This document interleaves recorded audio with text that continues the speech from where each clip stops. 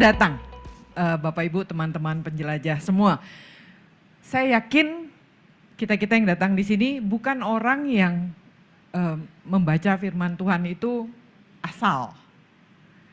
Orang-orang yang membaca teman jelajah biasanya sangat serius dalam mendalami firman Tuhan.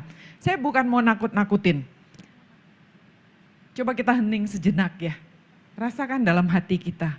Ada sesuatu yang kosong. Ada sesuatu yang kita rasakan itu, kok hidup itu ada sesuatu yang hilang gitu ya. Yang kita rasakan. Nah ini yang saya sangat terima kasih Bapak Ibu bisa hadir ke sini. Adalah orang-orang yang sebenarnya mencari sebenarnya. Apa sih yang kosong dalam hidup kita? Apa sih yang kurang, yang kita kepengen rasakan begitu ya. Ini yang kami mau ajak melalui teman jelajah ini. Jadi kita udah lihat bahwa kita udah launch teman jelajah ini dari tahun lalu, April 22 ya, lalu Juni 22, lalu bulan Agustus tahun 22 juga ya, dan kemudian Oktober tahun lalu dilanjutkan Januari tahun ini, dan semua ini online ya, dan terakhir di bulan Mei kemarin 2 bulan lalu, dan ini adalah yang ke-8 kita membahas tentang Yosua. Nah, tahun pertama kita udah jalan 1 tahun, saya pemandu pertama yang hadir untuk menyajikan tentang Ayub. Dan selama ini sudah 7 pembicara ya. Dan ini saya mengatakan kayak kami ini chef. Bapak Ibu nontonin gitu ya. Sampai makanannya jadi gitu loh. Nih makan gitu ya. Nah sekarang ini yang kami mau lakukan di tahun kedua ini adalah chefnya mau buka rahasia. Ya, jadi yang Bapak Ibu hadir di sini ini lagi belajar satu rahasia besar. Harapan kami Bapak Ibu juga akan menjadi chef-chef yang bagus ya. Jadi kita akan ceritain tentang rahasianya chef nih sekarang. Bagaimana bisa memandu dengan baik. Nah, jadi yang akan dilakukan adalah mencontohkan, kemudian mulai dari potong sayurnya gitu ya, masaknya, lalu menatanya, dan kemudian kita sama-sama menyicipinya.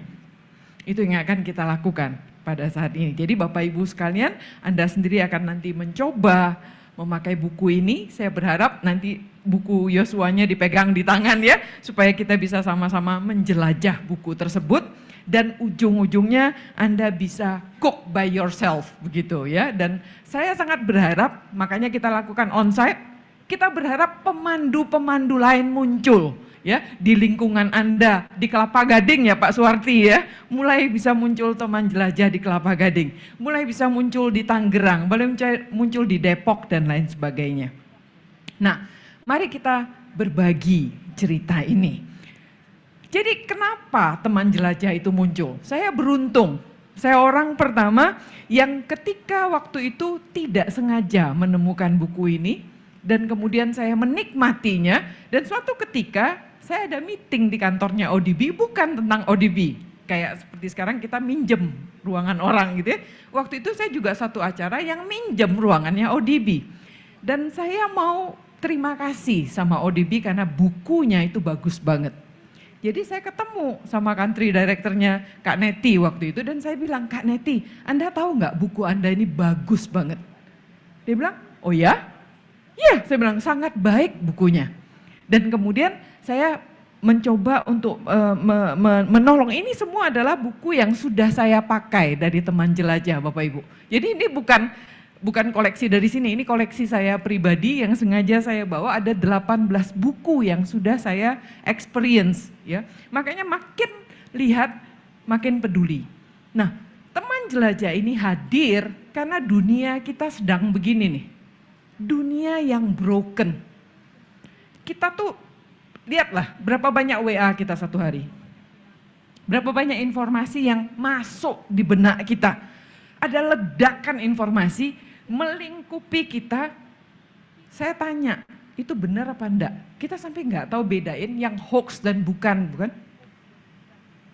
Dan itu mengerikan, bukan? Apakah kita tahu itu ajaran benar apa enggak? Kita bingung, ajaran sesat. Kita melihat dunia kita tuh skeptis. Kita melihat, wah ini tentang saya begitu ya. Dan terjadi banyak sekali manipulasi intelektual di dalam dunia kita. Ya enggak? Isu LGBT, gay marriage, lain sebagainya, kita sampai bingung kan.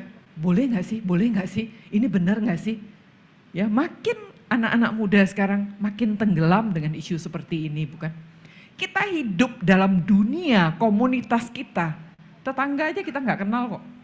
Komunitas yang tidak beriman. Semua orang itu kehilangan identitas dan iman saat ini. Keprihatinan ini yang ada, yang melatar belakangi lahirnya teman jelajah. Nah, kita butuh, kita sendiri Bapak Ibu, nggak cukup hanya berdoa pribadi dengan tergesa-gesa. Tidak cukup hanya menghafal satu ayat terus lupa. Baca renungan yang malamnya kita nggak ingat tadi pagi baca apa ya. Nah, kita butuh kepekaan ilahi itu. Kita butuh relasi yang memuridkan diri kita sendiri. Kita mungkin tidak dalam luxury bisa ketemu-ketemu pemuritan ya, tapi belajar memuridkan diri sendiri. Dan dalam persekutuan orang-orang percaya. Ya, kita mesti tahu, nah itu saatnya sekarang sebelum kita terlambat. Dari mana kita mulai? Nah, saya sangat bersyukur untuk Our Daily Bread. Saya bukan karyawan Our Daily Bread. Saya ini volunteer tadi yang seperti Santi bilang ya, saya volunteer. Saya melihat Our Daily Bread ini punya visi yang sangat baik. Yang mengatakan untuk meraih dan melengkapi orang dengan hikmat firman Tuhan yang mengubah hidup. Pernah enggak Bapak Ibu ketika baca firman Tuhan, sadar itu mengubah hidupku? Atau kita baca firman Tuhan, ya sudah selesai begitu, gugur kewajiban. Atau itu benar-benar mengubah hidupmu. Itu yang ditantang. Nah, teman jelajah itu terinspirasi dari kisah Tuhan Yesus yang jalan dengan 2 orang murid ke Emmaus.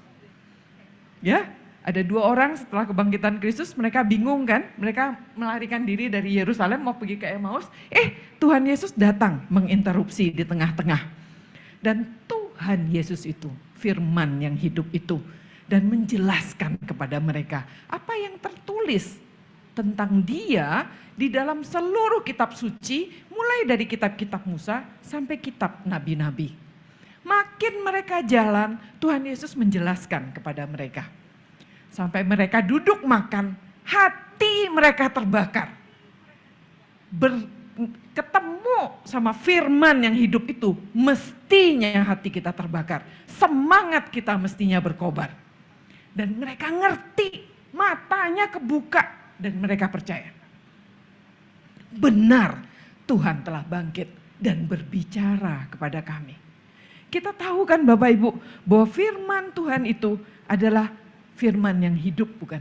Apakah firman itu berbicara kepadamu? Atau ini tentang firman Tuhan, bukan kita ngomong sama Tuhan? Oh, ya ampun, maafkan saya. Nah, sehingga yang terjadi adalah pertemuan dengan firman Tuhan itu punya kuasa yang begitu hebat Bapak Ibu. Ya, jadi ketika kita ketemu dengan firman itu, ada badai yang terjadi kayak begini nih loh, jeber gitu ya. Sesuatu yang hebat terjadi dalam hidup kita. Ada kuasa yang mengubah. Kalau kita belum bisa rasakan itu Bapak Ibu, saya ajak Anda pakai teman jelajah. Ya, benar-benar dalami firman Tuhan itu dan itu mengubah hidupmu. Nah, jadi firman itu datang dari Tuhan yang hidup. Yang firman itu seperti yang kita pelajari sekarang ini, kita mau belajar tentang Yosua. Ya, ini bukan firman yang ditulis 3.500 tahun yang lalu. Betul, tetapi apakah itu relevan buat kita? Sangat relevan. Dan itu berkuasa mengubahkan dunia ini. Tetapi, ya, mengapa memahami Alkitab itu terasa begitu berat, bukan? Jujur ya, kita bilang, waduh berat banget sih, gak ngerti-ngerti gitu loh. Ya, nah itulah mengapa teman jelajah ini hadir. Teman jelajah ini diposisikan sebagai seorang teman, Bapak Ibu. Di dalam kita berjalan seperti tadi ya, 2 orang dengan Tuhan Yesus. Nah, teman jelajah ini nemenin kita untuk menelusuri ayat demi ayat, untuk menemukan kekayaan firman Tuhan yang mengubah hidup kita. Kalau kita punya teman, kayaknya nggak terlalu menakutkan ya. Kalau sendirian takut ya. Tapi kalau punya teman, nggak terlalu scary gitu ya, ada temennya. Nah, sehingga Bapak Ibu, kalau Anda lihat bukumu, itu ada penulisnya di belakang. Mereka ini bukan orang sembarangan loh. Ini teolog. Ada orang yang disebut dengan Bible scholar ya, para pemakar Alkitab, peneliti Alkitab. Saya ini sekolah Alkitab Bapak Ibu, sekolah teologi dari tahun 2006 sampai sekarang. Nggak kelar-kelar sekolahnya, jadi bukan 11 tahun Monik. Berapa itu? 17 tahun. Nah, belajar teologi itu sulitnya setengah mati. Ya. Nah, orang-orang ini berbagi dengan kita. Mereka adalah orang-orang yang mengasihi Tuhan dan mengasihi firman-Nya. Dan dia tuh semangat menuntun kita menggali dan menemukan kekayaan firman Tuhan. Jadi itu dulu, kalau Bapak Ibu sekolah teologi sendiri, mungkin saya yakin di antara kita ada yang sekolah teologi, itu nggak gampang, setengah mati. Ya, nah orang-orang ini menuntun kita. Jadi mereka tuh nomor 1, nggak pelit berbagi. Sebagai orang yang belajar teologi, saya mengagumi buku ini. Buku ini nggak pelit, banyak sekali insight-nya yang bagus-bagus. Dia ngerti kesulitan kita. Ya, makanya buku ini cocok untuk kita orang awam. Tuntun kita tuh selangkah-selangkah gitu loh. Menikmati firman Tuhan itu dan kita membuat kita bertumbuh. Lalu bersemangat. Ketika kita ngerti, kita semangat kan?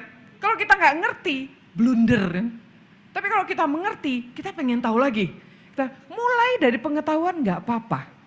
Tetapi itu bisa lama-lama mengubah hidup kita ya. Dan kita belajar semangat lagi dan bersuka cita sekarang untuk berbagi ya. Jadi sudah penuh sendiri, harusnya kita juga berbagi. Nah, jadi keunikan teman jelajah ini apa? Nih adik-adik saya baru pulang dari Holy Land ya. Kalau kita tutur, buku ini tunjukin tuh peta perjalanannya tuh dari A sampai Z. Lengkap. Satu kitab lengkap, kita nggak usah cari-cari gitu ya. Jadi peta perjalanannya menyeluruh. Nah, yang indah itu adalah sudut pandangnya. Tadi Anda kalau ikut foto di depan, dikasih tahu kan, di sini loh fotonya, baru cakep. Ya, kalau kita ke Bali ke Tanah Lot, nah ambil fotonya posisi ini nih, baru puranya kelihatan kan begitu ya.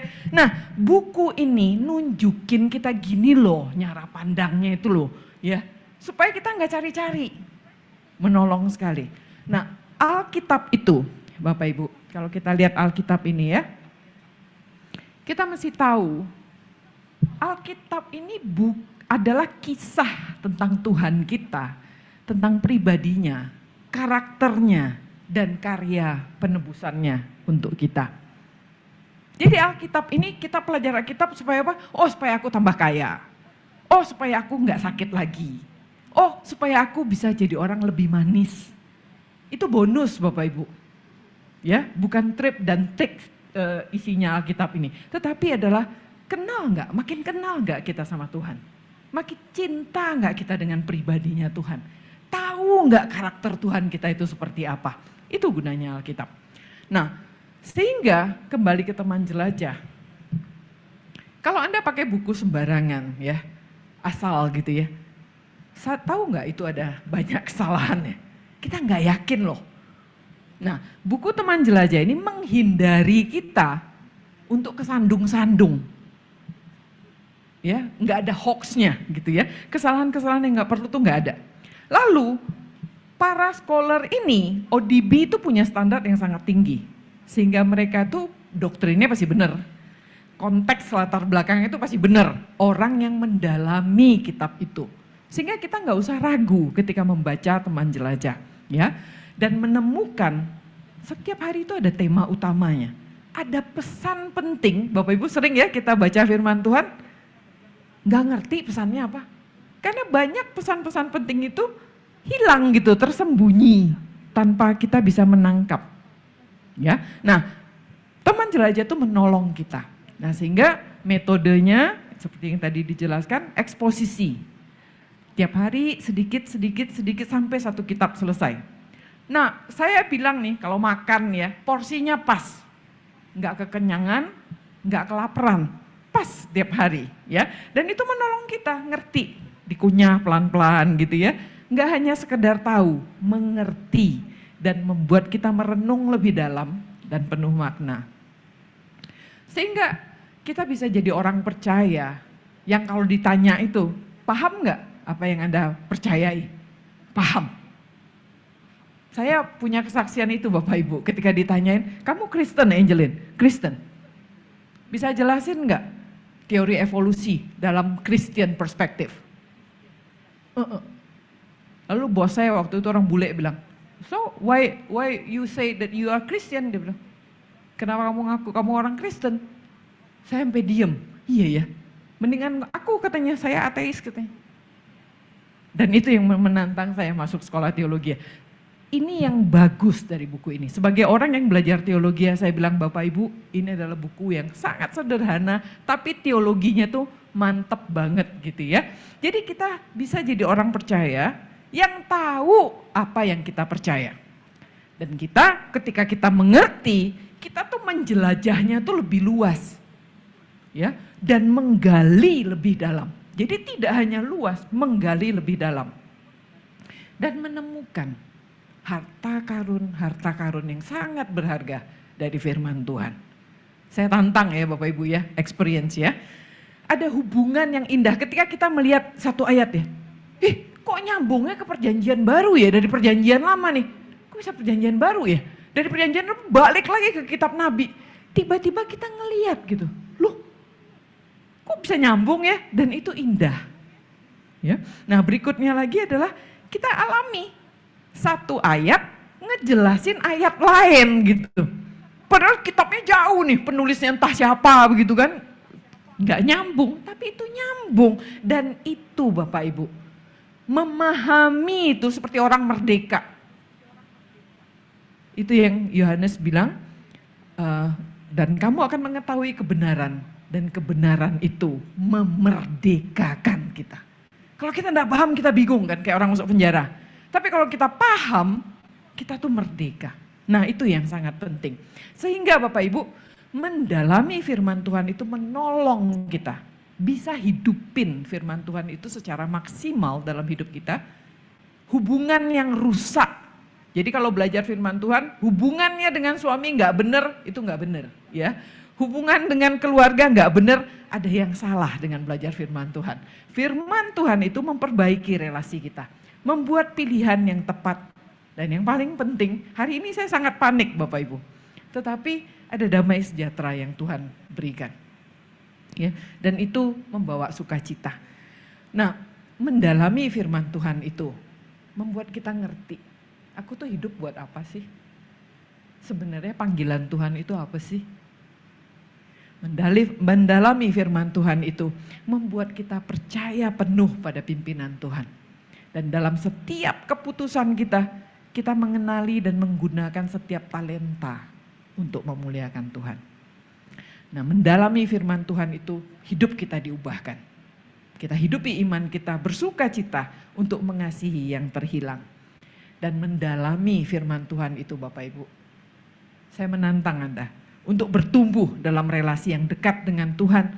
Sama-sama ya, kenapa kita dalam komunitas seperti ini saling ingetin gitu loh, jangan malas. Yuk, yang nggak penting buang. Yang penting-penting kita lakukan bersama. Nah untuk itu Bapak Ibu, saya mau mengajak Anda untuk yang namanya bertamu tadi ya. Mulailah untuk berbagi cerita kamu, cerita serumu, cerita mendebarkanmu, cerita menggugahmu. Terserah Anda bisa tambahkan tengahnya apa. Mencoba untuk memakai buku ini dan benar-benar kita alami seperti ceritanya Monik sama Santi dan Yustini tadi ya. Bagaimana mereka bisa berbagi cerita. Karena begitu kita experience buku ini, Kita pengen cerita gitu, gue dapet ini loh, lu dapet apa? Dan itu membuat kisah ini menjadi lebih kaya. Nah, ini yang saya mau ceritakan.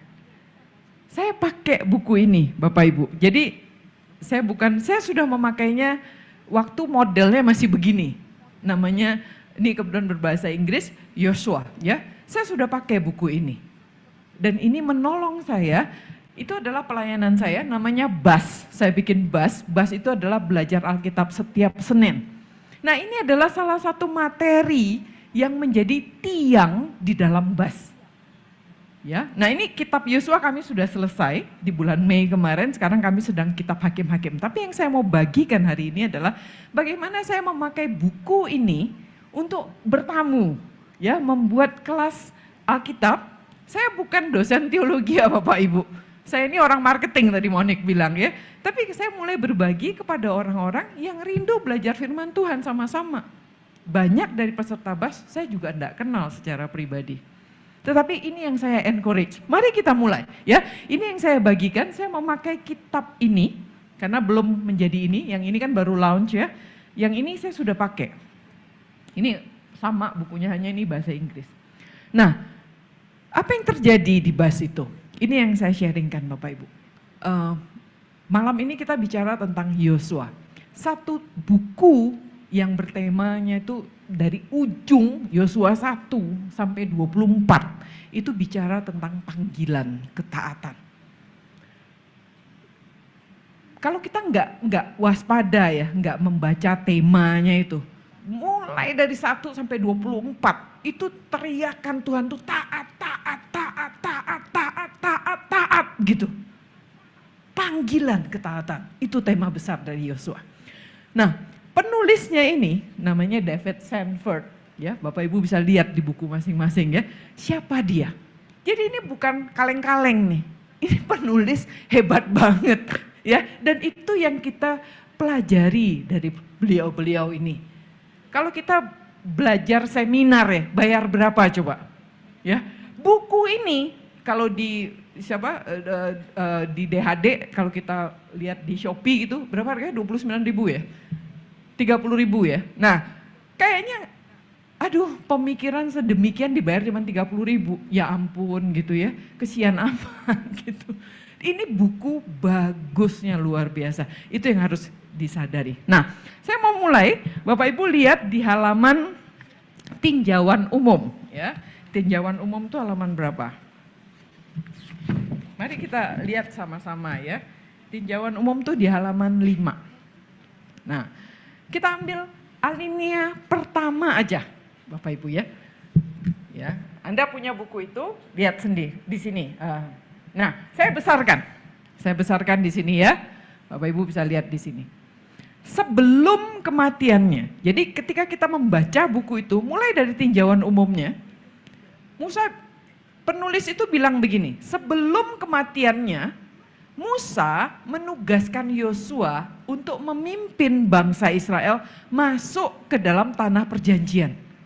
Ya, jadi kitab Yosua ini nggak bisa lepas dari ulangan, ya, karena Yosua hadir setelah ulangan dan makanya di tinjauan umum ini dikasih tahu ini refer ke ulangan tuh loh, ya. Nah itu jangan dilewatin, ya. Sebelum kematiannya Musa menugaskan Yosua untuk memimpin bangsa Israel masuk ke tanah perjanjian. Kalau kita nggak dapet ini Bapak Ibu, Anda disuruh bahas Yosua, Anda langsung masuk Yosua 1 kan? Tanpa pernah tahu ini nyambungnya kemana sih. Nah makanya ini penting, ini orang jago banget untuk mengatakan itu. Kita mesti balik sedikit ke ulangan, karena apa? Karena kitab itu ditulis gulungan begini. Jadi begitu habis ulangan kemana? Yosua, pecah buku enggak? Enggak kan? Karena begitu. Jadi itu pasti nyambung ke kitab sebelumnya. Nah, sehingga dari sini kita baca Ulangan 31 sampai ayat 7 dan 8 itu. Musa memanggil Yosua dan berkata kepadanya di depan seluruh orang Israel, kuatkan dan teguhkan hatimu. Jadi yang mengatakan pertama kali kuatkan dan teguhkan hatimu di Yosua itu siapa? Musa, bukan Tuhan loh. Musa, nah ini penting untuk kita tahu ya. Jadi kuatkan dan teguhkan hatimu sebab engkau akan masuk bersama-sama dengan bangsa ini ke negeri yang dijanjikan Tuhan dengan sumpah kepada nenek moyang mereka untuk memberikan kepada mereka dan engkau akan memimpin mereka sampai mereka memilikinya. Sebab ini Musa yang ngomong loh, Tuhan Yahweh, dia sendiri yang akan berjalan di depanmu. Yahweh itu yang akan menyertai engkau. Yahweh itu yang tidak akan membiarkan engkau dan tidak akan meninggalkan engkau. Jangan takut dan jangan patah hati. Itu Musa, orang terdekatnya Yosua yang ngomong itu kepada dia. Ya. Nah, lalu dari sini Bapak Ibu, kita lihat ya. Sekarang Tuhan sendiri yang menugaskan Yosua dengan serangkaian janji yang luar biasa. Nah, kita masuk ke pengantar ya di halaman sebelumnya. Nah, sehingga kita masuk ke bagian pengantar ini, kita bisa lihat bahwa pengantar itu biasanya kita suka loncatin ya. Iya nggak Bapak Ibu? Ayo ngaku. Biasanya pengantar kita suka loncatin ya. Nah itu penting. Ya, jadi jangan loncatin pengantar itu. Pengantar itu penting. Sebagai penulis nih, setengah mati loh mikirin pengantar itu. Ya, jadi baca pengantar itu. Karena pengantar itu akan mengantar kita ke arah yang benar. Nah, kita lihat di sini Bapak Ibu ya, pada alinea pertama. Setelah Musa wafat sebagai pemimpin baru bangsa Israel, wajar apabila Yosua mempunyai banyak alasan untuk merasa takut. Ia mengemban tugas besar untuk merebut tanah dari musuh-musuh yang keji, namun sebagai prajurit yang baik, Yosua itu karena dia prajurit, dia cuma bilang, siap. Padahal hatinya kedar-kedir ya kepada si panglimanya. Nah, jadi itu penting Bapak Ibu untuk kita ketahui. Jadi kita mesti bisa membayangkan si Yosua ini. Dia tuh ketakutan. Ya. Nah, makanya ketika kita melihat ya, kita masuk ke ayat 1 Yosua. Sesudah hamba Tuhan Musa, hamba Tuhan itu mati, berfirmanlah Tuhan kepada Yosua bin Nun, abdi Musa itu. Jadi di sini kita lihat Bapak Ibu ya. Pergantian kekuasaan, kan Musa turun ke Yosua nih. Apa namanya kalau kita lari estafet, Musa kasih ke Yosua gitu. Kejadiannya nggak begitu loh, firman Tuhan nggak bilang begitu ya. Jadi Musa meninggal. Lalu batonnya kemana? Tongkatnya kemana? Balik ke Tuhan. Nangkep ya? Tuhan kasih Yosua. Jadi bukan Musa kasih ke Yosua. Tuhan kasih ke Musa, mati Musa. Bukan Musa yang kasih ke Yosua. Siapa yang kasih? Tuhan yang kasih Yosua. Nah itu baru ayat 1 tuh. Ya, nah itu penting itu. Kita perhatikan ya. Musa hamba Tuhan itu mati. Berfirmanlah Tuhan kepada Yosua. Jadi konfirmasi, Musa sudah ngomong sama Yosua. Tetapi belum ada konfirmasi dari Tuhan. Nah Yosua 1 itu mengkonfirmasi Tuhan kasih Yosua. Engkau yang menjadi pemimpin. Jadi jangan mengangkat diri sendiri menjadi pemimpin. Dan Tuhan bilang hambaku Musa telah mati, bersiaplah sekarang. Seberangi sungai Yordan ini, engkau dan seluruh bangsa ini, menuju negeri yang kuberikan kepada mereka, kepada orang Israel itu. Setiap tempat yang akan diinjak oleh telapak kakimu, kuberikan kepadamu. Seperti yang telah kujanjikan kepada Musa dari padang gurun dan gunung Libanon. Sebelah sana itu sampai ke sungai besar, yakni sungai Efrat. Seluruh tanah orang Het sampai laut besar di sebelah matahari terbenam. Semuanya itu akan menjadi daerahmu. Seorang pun tidak akan dapat bertahan menghadapi engkau seumur hidupmu. Seperti aku menyertai Musa, demikianlah aku akan menyertai engkau. Aku tidak akan membiarkan engkau dan tidak akan meninggalkan engkau. Ini kalau kita baca sungguh-sungguh Bapak Ibu, gemeter ya. Bayangin ya kalau Tuhan ngomong begitu loh sama kita. Aku akan menyertai engkau, aku tidak akan membiarkan engkau dan tidak akan meninggalkan engkau. Hebat ya.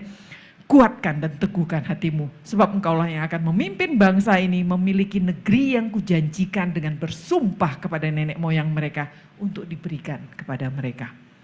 Hanya kuatkan dan teguhkan hatimu dengan sungguh-sungguh, bertindaklah hati-hati sesuai dengan seluruh hukum yang telah diperintahkan kepadamu oleh Musa, hambaku Musa. Jangan menyimpang ke kanan dan ke kiri, supaya engkau beruntung kemanapun engkau pergi. Jangan engkau lupa memperkatakan kitab Taurat ini, tapi renungkanlah itu siang dan malam, supaya engkau bertindak hati-hati sesuai dengan segala yang tertulis di dalamnya. Sebab dengan demikian perjalananmu akan berhasil dan engkau akan beruntung. Bukankah telah kuperintahkan kepadamu, kuatkan dan teguhkan hatimu. Jangan kecut dan tawar hati, sebab Tuhan, Tuhanmu menyertai engkau kemanapun engkau pergi. Pertanyaannya Bapak Ibu, berapa kali Tuhan bilang jangan takut? Ya, dalam berbagai versi ini ya, kan Tuhan ngomongnya kuatkan dan teguhkan hatimu, kuatkan dan teguhkan hatimu, jangan kecut dan tawar hati. Berulang kali. Dalam satu kali ngomong loh. Ini Tuhan kan sekali bicara nih. Berulang kali. Artinya apa? Kenapa Tuhan sampai begitu banget gitu? Ya. Nah, ini kita lihat nih di halaman 9. Itu dicatat sama si penulis ini, ya. Jadi kita dibantuin gitu bahwa berulang kali yang Tuhan catat itu disamerikan sama dia. Jadilah kuat. Jadilah berani. Kenali firman Tuhan, taati perintah Tuhan, jangan takut dan jangan berkecil hati. Dan indahnya kalau Bapak Ibu lihat di halaman 9 itu, ada referensi ayat perjanjian barunya. Ya, saya ambil contoh aja, jadilah kuat. Kita bicara Efesus 6 ayat 10. Kalau kita nggak belajar teologi, bisa nggak muncul tiba-tiba Efesus di sini? Nggak nyambung kan? Nah, ini disambungin nih ke perjanjian baru, ya. Jadi kita tahu jadilah kuat dalam perjanjian barunya itu ada ayatnya tuh. Efesus 6 ayat 10. Akhirnya hendaklah kamu kuat di dalam Tuhan dan di dalam kekuasaannya. Jadi firman Tuhan kita sebenarnya berbicara hal yang sama enggak? Apakah perjanjian lama itu masih relevan enggak buat kita? Kita jadi paham kan? Oh, begitu ya. Lalu ambil lagi, jangan takut. Ya, keluar Lukas 5 ayat 10. Jadi Bapak Ibu jangan loncatin itu. Nikmati ketika Anda baca itu halaman 9. Itu tuh harta karunnya di situ gitu. Jadi jangan, oh ya udah, sering kan kita begitu ya. Ya udah loncatin aja. Jangan. Baca firman itu dan berhenti di situ. Baca benar-benar. Oh, jangan takut. Kata Yesus kepada Simon, jangan takut, mulai dari sekarang engkau akan menjala manusia. Jadi ketika Tuhan menguatkan Yosua, itu kita bisa langsung imajinasi, begitulah cara Yesus menguatkan si nelayan untuk menjadi rasul. Nelayan jadi rasul. Waduh jauh tuh loncatnya, benar gak? Nah sama, Yosua itu prajurit, hambanya Musa. Sekarang disuruh pimpin Israel gitu loh. Ya, nah kita bisa relate ke situ. Jangan kecil hati. Nah ini saya tantang nih Bapak Ibu ya, kita suka baca ayat ini soalnya. Ibrani 13 ayat 5. Bapak Ibu kita suka baca bagian yang di bawah. Aku sekali-kali tidak akan membiarkan engkau dan aku sekali-kali tidak akan meninggalkan engkau. Sadar gak sebelumnya apa? Ya itu dia. Jangan kamu menjadi hamba uang. Kalau engkau menjadi hamba uang, terus Tuhan tinggalkan kamu, ya pantas. Begitu. Jadi kita kasih ayat itu sehingga kita, oh jangan kamu jadi hamba uang, cukupkan dirimu dengan apa yang ada padamu, karena Tuhan telah berfirman, aku tidak akan sekali-kali membiarkan engkau dan tidak akan meninggalkan engkau. Jadi itu mesti nyambung tuh. Ya jadi jangan klaim pantatnya aja, belakangnya aja, depannya tetap cinta duit kan begitu. Ya, duit ya iya, Tuhan ya iya, kan kita maunya begitu ya. Nah, itu yang menjadi tantangan kita. Nah, sekarang kita lihat di hari pertama halaman 8 ya. Hari pertama halaman 8. Nah, saya mau lihat nih bagian pertama nih Bapak Ibu ya, alinea itu. Si penulis nih ya, masih di atasnya lagi ya, ikut di atasnya. Seandainya kitab Yosua, nah bayangkan Bapak Ibu ya, penulis itu menolong kita membayangkan kitab Yosua. Dia bilang seandainya kitab Yosua itu sebuah film, maka Tuhan Allah itu pasti jadi produsernya, sutradaranya, penulis naskahnya, pemeran utamanya. Gak ada Tuhan, tanpa Tuhan Allah, gak ada yang akan terjadi. Jadi yang kita tahu ini bukan cerita tentang Yosua. Ini cerita tentang Tuhan Allah. Itu hari pertama tuh, udah dikasih tahu kita. Ya, nah film itu, kalau ini film nih, ini adalah rasa terima kasihnya Tuhan untuk kasih Musa. Ya, didedikasikan kepada almarhum Musa, karena di dalam kitab Yosua itu ada 51 kali nama Musa disebut. Pernah hitung nggak? Ya kan, kita nggak pernah hitung. Nah si David Stanford sudah hitung. Ya udah puji Tuhan kan gitu. Kita jadi tahu gitu loh 51 kali. Lalu disebutkan, nah ini perhatikan baik-baik ya. Musa disebutkan di highlight di situ hamba Tuhan. Dia bukan hamba iblis, dia bukan hamba siapa-siapa, dia hamba Tuhan. Yosua hamba siapa? Nah, nanti kita perhatikan ya. Tadi ayat 1 bilang siapa? Abdi Musa, belum disebut hamba Tuhan. Nah ya, Musa disebut tanda kutip tuh, hamba Tuhan. Tuhannya gede lagi ya, Yahweh artinya. Ia mengutip, nah si Yosua ini ketakutan kan. Dia suka mengutip Musa. Musa lo yang ngomong gitu. Saking gak pede Yosua itu. Jadi dia sering sekali mengutip Musa berulang-ulang. Baik langsung dihafal sama dia atau tidak langsung. Intinya dia mengutip si Musa, ya. Dan berkali-kali bilang kitab hukum Musa. Nah, makanya kita mesti paham Bapak Ibu, kitab Yosua ini terjadi setelah kitab tadi apa? Ulangan. Ulangan isinya apa? Hukum Taurat. Sudah tertulis atau masih ecek-ecek? Sudah tertulis. Jadi yang pertama kali bilang bahwa itu ada hukum Taurat itu siapa? Yosua. Musa nggak bisa bilang hukum Taurat. Karena dia yang tulis, ya kan? Baru saat itu terjadi. Sekarang Musa meninggal.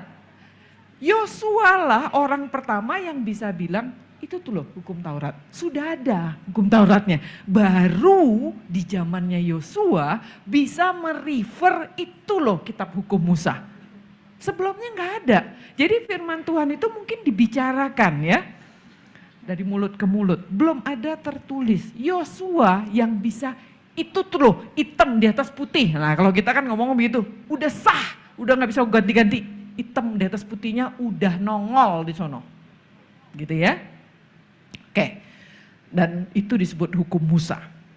Nah. Lalu pertanyaannya Bapak Ibu. Tadi kita udah lihat kan ayat 1 sampai 9 berkali-kali ya Tuhan menguatkan si Yosua ini. Nah ini kita mesti paham, nah ini kita kembangkan sendiri. Jadi buku ini menolong kita, tapi begitu kita udah nyemplung ke kolam renangnya nih, wah kita bisa ganti gaya kan. Nggak gaya kodok lagi gitu kan, bisa gaya bebas, bisa. Nah kita mulai terpancing untuk mengembangkannya. Nah ini salah satu contoh yang saya kembangkan Bapak Ibu. Jadi kita tadi udah tahu ya bahwa Musa adalah bapak hukum Taurat. Dia yang bisa disebut bapak hukum Taurat. Orang gede, besar, hukum itu tidak ada sebelumnya. Sekarang Musa tulis. Sakti enggak tuh? Sakti itu ya, sebagai penulis dan sudah membukukannya hitam di atas putih nggak bisa berubah loh. Ya, jadi Musa itu orang besar, orang hebat. Dia tuh bapak hukum Taurat. Punya otoritas dan posisi istimewa di depan orang Israel. Mereka mau berdebat hukum, udah gak bisa debat hukum, tertulisnya udah ada. Beres ya. Nah, dia itu sahabat Tuhan. Orang yang pernah bertemu muka dengan Tuhan, dan Tuhan terang-terangan ngomong, ini sahabatku, di depan semua orang Israel. Dipamerin sama Tuhan. Ya, kalau Presiden Jokowi panggil saya, Angelin sini, ini loh teman saya. Saya kan gede banget gitu kan, gede hati gitu ya. Ini sama. Tuhan itu bilang, ini nih hambaku di depan semua orang. Ya, jadi Musa segitu hebatnya. Dia pemimpin yang dipercaya sama Tuhan, melakukan begitu banyak mujizat. Yosua ketika dipilih, pernah lakukan mujizat enggak? Ya, nah dia pandai. Musa itu sekolah 40 tahun Bapak Ibu. Dan sekolah terbaik di dunia waktu itu, Mesir. Ya, ini orang pinter banget, makanya bisa tulis Taurat. Dia lulusan Universitas Mesir. Dia pemikir, penulis detail. Anda baca Imamat. Shock kita baca ya. Kok Musa sudah tulis detail begitu ya? Kan? Akurat.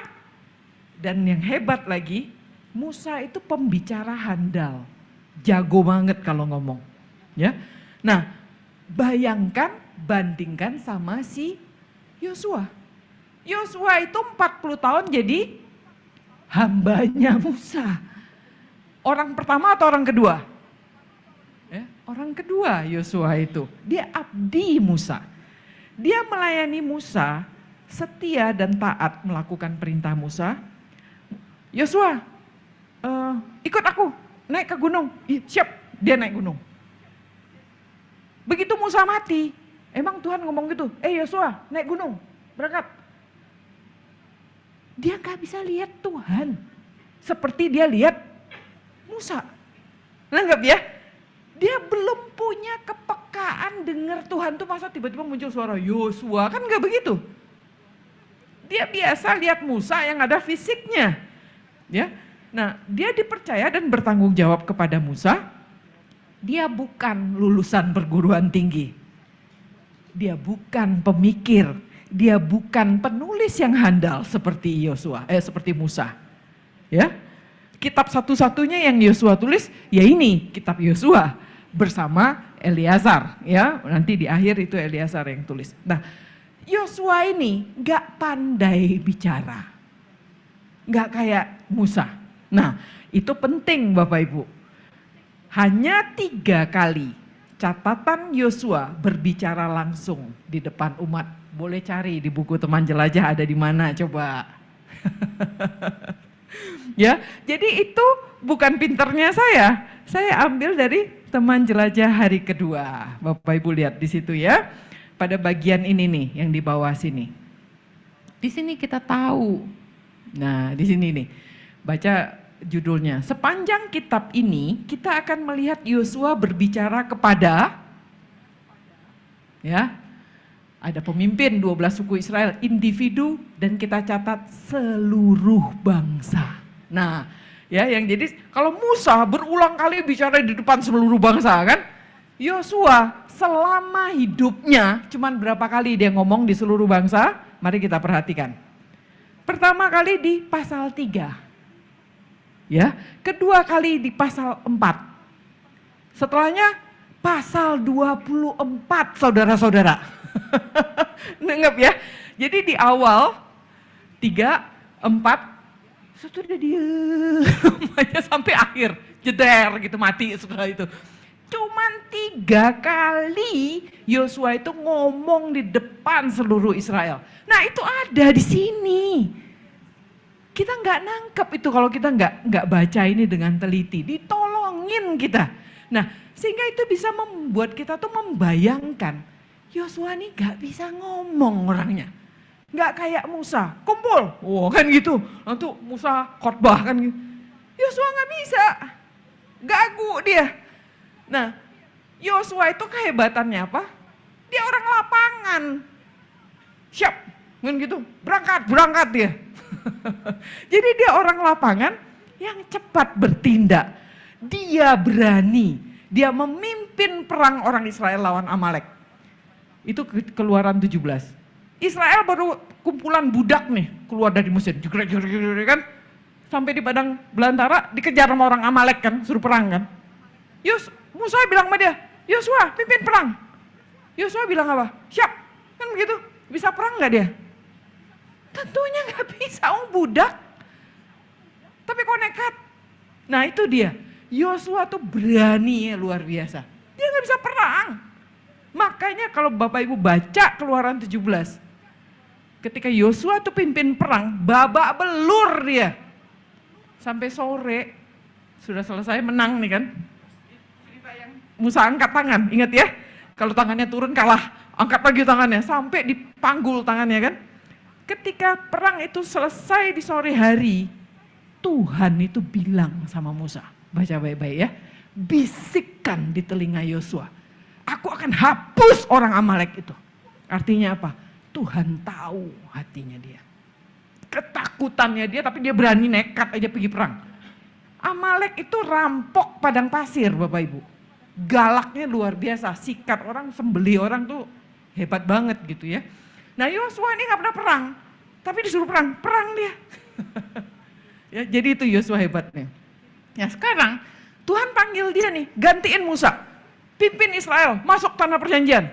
Taklukkan tuh semua bangsa penyembah berhala tuh ya, para raksasa. Nah masuk ke tanah Kanaan itu melambangkan raksasa dosa di dalam diri kita. Setiap kita pasti ada dosa. Yang kita tuh amit-amit sampai perangin. Beda-beda. Ada orang rakus misalnya, ada orang pemabuk, ada orang pornografi, ada orang suka mencuri, ada orang macam-macam ya, bicara bohong dan lain sebagainya. Itu adalah raksasa dalam hidup kita. Nah itu yang dilambangkan ya dengan para raksasa yang ada di tanah perjanjian. Nah Yosua itu dia prajurit yang baik, dia taat aja, siap. Dan Tuhan mengerti ada banyak kegalauan dan kekhawatiran dalam artinya. Kitab Yosua ini Bapak Ibu, kita baru bicara pasal 1 loh ya. Itu mencatat transformasi pribadi Yosua ini menjadi seseorang yang Tuhan percaya. Ya, dengan ketaatannya itu dia kuat dan teguh karena ketaatannya. Nah, ini saya skip saja karena kita mengejar waktunya ya, Bapak Ibu ya. Nah, jadi kalau kita baca Yosua 1 sampai 3, poin saya yang saya mau jelaskan, yang Bapak Ibu akan dapat dari Yosua 1 dan 3 itu adalah kita cuma tahu Yosua itu taat aja orangnya. Dan orangnya itu taktis. Berangkat, pergi, bangun pagi-pagi. Jadi orang itu sangat operasional banget gitu ya. Kalau kita orang kerja tuh yang tukang atur-atur tuh loh. Beres tuh sama Yosua semuanya. Nah itu Yosua. Nah sehingga di dalam kepekaannya, Yosua itu yang hebatnya dari dia ya. Dia dari prajurit, sekarang jadi pemimpin ya. Dia ngerti posisinya itu.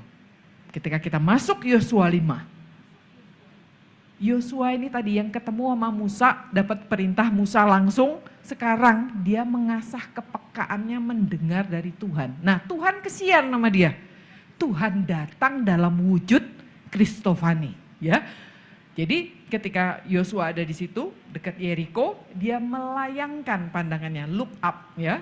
Dilihat seorang laki-laki yang berdiri di depannya dengan pedang terhunus di tangannya. Yosua mendekatinya dan bertanya kepadanya, kawankah engkau atau lawan? Nah ini Tuhan kita, ini penting Bapak Ibu.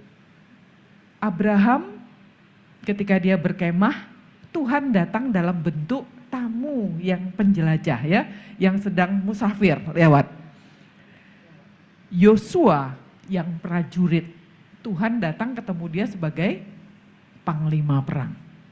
Jadi Tuhan itu ketemu kita itu dalam konteks kita Bapak Ibu. Jadi bukan ujuk-ujuk sesuatu yang kita nggak ngerti gitu. Nah di sini ya. Lalu ketika Yosua tanya, kawankah engkau atau lawan? Jawab orang itu, bukan, tetapi aku panglima bala tentara Tuhan. Sekarang aku datang. Lalu sujudlah Yosua dengan mukanya ke tanah menyembah dan berkata, apa yang dikatakan Tuanku kepada hambanya itu? Yosua, pemimpin umat, prajurit Tuhan, dia tahu Bapak Ibu. Ya, dia bisa menempatkan dirinya jadi prajurit, tapi begitu ketemu Tuhan, di depan umat dia bisa jadi pemimpin, tapi ketemu Tuhan, Dia sadar dia siapa? Prajurit. Dan ketika Tuhan bilang perang, siap. Karena dia tahu perang pasti menang. Kalau perang itu perangnya Tuhan, pasti menang nggak? Pasti menang. Kita cuma ikut aja. Pertanyaannya, apakah kita suka bikin perang sendiri? Kan gitu. Kita menciptakan perang kita sendiri, bukan? Nah itu yang cilaka kan? Kalau kita perangnya Tuhan, pasti menang. Itu adalah janji Tuhan, Bapak Ibu. Nah, ini kisah yang ditunggu-tunggu kan, Yeriko, kan begitu ya. Yeriko ya. Poin kita adalah panggilan ketaatan. Ingat ya, itu tema utamanya Yosua. Di dalam ketaatan, tembok Yeriko itu runtuh. Masuk akal nggak perintah Tuhan itu?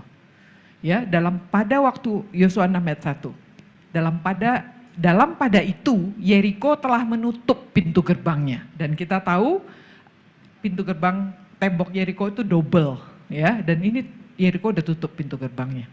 Berfirmanlah Tuhan kepada Yosua, ketahuilah, aku serahkan ke tanganmu Yeriko ini.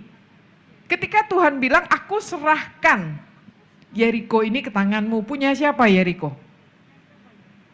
Punya Tuhan. Ya, haruslah semua prajurit mengelilingi kota itu sekali saja selama 6 hari. Jadi Tuhan itu udah kasih tahu dari awal, yang punya siapa? Tuhan. Aku serahkan Yeriko ke dalam tanganmu. Terus Tuhan kasih syarat konyol banget. Ya, semua prajurit keliling kota itu 6 hari. Disuruh perang nggak? Kagak, suruh keliling aja. Lalu ada 7 imam membawa dan meniup 7 sangkakala di depan tabut. Bawa senjata enggak? Enggak. Ingat, ini orang budak semua ya, enggak pernah latihan perang nih. Pada hari yang ke-7, 7 kali kamu harus mengelilingi kota itu, sedang para imam meniup sangkakala, ditiup terus-menerus. Nah, saya kepengen Bapak Ibu tutup mata sekarang. Bayangkan ya, kita berada di rombongan Yosua ini nih ya. Lagi keliling kota Yeriko, yang terdengar adalah suara langkah kaki, bukan? Boleh ngomong nggak? Ya, perintah Tuhan bilang diam semuanya. Berarti yang kita dengar tuh suara orang Yeriko ngata-ngatain kan. Ngapain lu Israel? Woi, ngapain kalian pamer apa kan gitu. Nah, coba bayangkan kita jalan sambil dikata-katain orang. Nggak ada suara apa-apa. Kitanya sendiri nggak boleh ngomong. Ya, kita diem. Tetapi ada suara, jadi orang Israel tuh jalan diem-diem. Bapak Ibu tolong pejamkan matanya begitu ya. Coba bayangkan Anda lagi jalan. Suara satu-satu.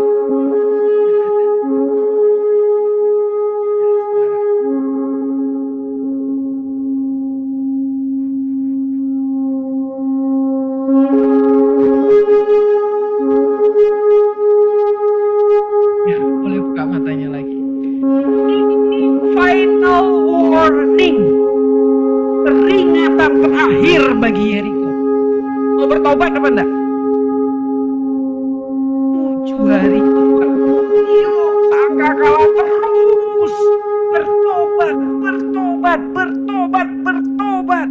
Tuhan sudah tunggu 685 tahun. Jadi kenapa sampai disuruh? Itu bukan untuk gagah-gagahan Bapak Ibu. Untuk teriakin sama orang Yeriko, bertobat. Kalau engkau bertobat, Tuhan akan selamatkan kota itu. Yang punya siapa? Tuhan. Ya, jadi sangkakala itu ditiup terus menerus. Dan kemudian bangsa itu bersorak. Runtuh itu. Karena sampai 7 hari mereka bertobat enggak? Nah, saya akan loncat Bapak Ibu ya. Saya enggak jelaskan di sini. Ketika akan mencuri di Yeriko 7, betul? Ya, dia mencuri kan? Dan Tuhan panggil Yosua. Panggil tuh akan. Ya, bukan panggil tuh akan. Umumin. Besok pagi mengaku dosa. Mengaku enggak sih akan? Ya, jadi Yosua bikin kontes kan, dari suku, lalu sampai ke keluarga, dari keluarga maju satu-satu kan, sampai akan kan. Itu Bapak Ibu kita mesti bayangkan, karena itu terjadi setelah Yosua 6, Itu adalah sangkakala yang sedang ditiupkan di telinga Akan. Bertobat, bertobat, akuin dosanya. Nggak ngaku dia. Dan akan mati, dirajam ya dan dibakar sampai mati. Nah, itu yang terjadi ya. Jadi saya skip aja. Jadi Bapak Ibu, di situ kita melihat bahwa akan mati ya. Saya mesti dikasih guide waktunya teman-teman. Udah. Jadi itu yang terjadi Bapak Ibu. Jadi kita minta maaf sekali karena ada kesalahan teknis ini tadi ya. Yang kita harus yang harus saya tekankan di sini adalah Tuhan itu di dalam kitab ini kita baca ya. Ada banyak sekali kesempatan yang Tuhan bilang bertobat, bertobat, bertobat. Ketika kita baca sangkakala itu ditiup, kita mesti tahu itu last warning untuk kita. Karena satu dosa kecil itu, jangan anggap enteng Bapak Ibu. Itu akan menggerogotimu. Satu dosa itu akan menghancurkan kita. Jadi jangan main-main dengan dosa. Itu akan bikin kita mati. Ya, sebab upah dosa adalah maut. Jadi dosa itu serius nggak? Sangat serius. Makanya di dalam kitab Yosua kita lihat ya, Akan itu dibunuh. Ya, Tuhan menghancurkan seluruh Yeriko, tetapi di warning 7 hari, ditiupin sangkakala tidak bertobat. Nah, perjanjian baru bilang apa? Ini Tuhan Yesus yang ngomong. Tuhan Yesus adalah satu-satunya orang di perjanjian baru yang paling banyak bicara tentang neraka. Itu Tuhan Yesus yang kita bilang adalah Tuhan yang penuh kasih. Ya, jika tanganmu atau kakimu menyesatkan engkau, penggal Tuhan bilang, buang. Campakkan ya dan biarkan kamu timpang daripada kamu masuk neraka. Jika matamu menyesatkan kamu terjebak dalam pornografi, cungkil, buang. Daripada kamu seluruh tubuhmu masuk api neraka. Penebusan itu mahal. Itu yang harus kita sadar Bapak Ibu. Tuhan Yesus itu mati loh buat kita. Ya. Karena tanpa Tuhan Yesus itu mati, akan celakalah kita. Nah, kitab Yosua ini adalah panggilan ketaatan. Nah, lihat di hari keempat, ya. Nah, ini kita masuk kepada halaman yang di sebelah kanan. Bapak Ibu lihat di bagian renungkan, ya, bagian renungkan. Lihat di sini.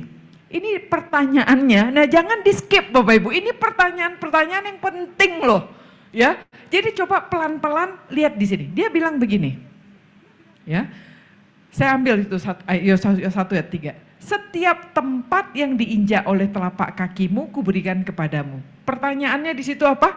Mana yang lebih sulit bagi Anda mentaati firman Tuhan, mentaati perintah Tuhan, atau mempercayai janjinya?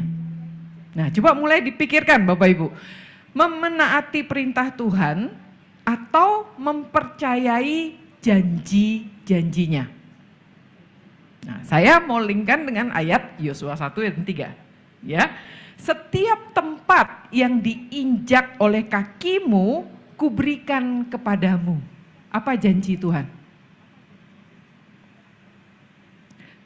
Itu janji Tuhan, ya enggak? Setiap tempat yang diinjak oleh telapak kakimu, kuberikan kepadamu. Itu janji bukan? Ada perintahnya enggak di situ? Nah, ayo. Ya, nah ini prinsip. Di dalam janji Tuhan ada perintahnya. Di dalam perintahnya ada janjinya. Itu dua sekawan. Ya. Jadi apa perintahnya di sini? Angkat kakimu. Betul tidak? Nah, coba pikirkan itu. Lebih sulit mana kita? Percaya janjinya atau jalankan perintahnya, menaati perintah Tuhan atau mempercayai janjinya. Tuhan bilang, sekarang Tuhan bilang setiap tempat itu janji Tuhan yang diinjak oleh kakimu, kuberikan kepadamu. Perintahnya, angkat kakimu, ya enggak? Kalau engkau enggak angkat kakimu dikasih enggak? Jadi kalau engkau tidak berupaya, engkau tidak berusaha untuk tidak mengangkat kaki kita ini, dikasih nggak? Enggak. Ya, pertanyaan itu penting nggak? Mana yang lebih sulit? Anda menaati perintah Tuhan atau percaya janjinya? Jadi itu renungkan Bapak Ibu. Itu pertanyaan yang sangat dalam. Ya, nah bayangkan ini, kita paling suka klaim janji Tuhan, bukan? Kita klaim dalam nama Tuhan Yesus sembuh, kan begitu? Tetapi kita jadi armchair general, tau nggak? Sibuk ngupingin radio, catat-catat strategi, tapi nggak pernah berangkat, kakinya nggak diangkat-angkat. Tahu teori perang nih, oh mestinya begini, mestinya begitu, tapi nggak pernah jalan. Atau satu lagi, pergi berperang, dia sibuk berperang, tapi nggak tahu ini menang apa kagak sih, ini perang apaan sih? Perang aja sibuk dari pagi sampai malam perang gitu ya. Tapi nggak tahu ini perang apaan nih sebenarnya. Kita ngapain sih kerja pagi, siang, malam, pulang capek tidur. Besok pagi perang lagi kan. Itu perangmu atau perang Tuhan? Bisa menang nggak? Kita perang aja tiap hari. Tapi nggak tahu itu janji Tuhan apa bukan sih. Nah sehingga yang harusnya kita lakukan adalah berperanglah di perangnya Tuhan. Dan terimalah janji Tuhan itu. Janji Tuhan ada perintahnya, perintah Tuhan ada janjinya. Itu sudah menjadi ya. Jadi panggilan ketaatan Yosua, Bapak Ibu sahabat saya sendiri ya, perang pasti menang. Untuk perangnya Tuhan. Ya, jadi jangan berperang untuk ciptakan perangmu sendiri. Bergerak Yosua itu, dia peka dan takut akan Tuhan, dia taat. Tembok Yeriko rubuh. Pasal 7, tidak taat, pengabaian binasa. Pasal 8, taat panggilan Tuhan, ada harapan baru. Ketika taat kembali, Tuhan kasih kemenangan.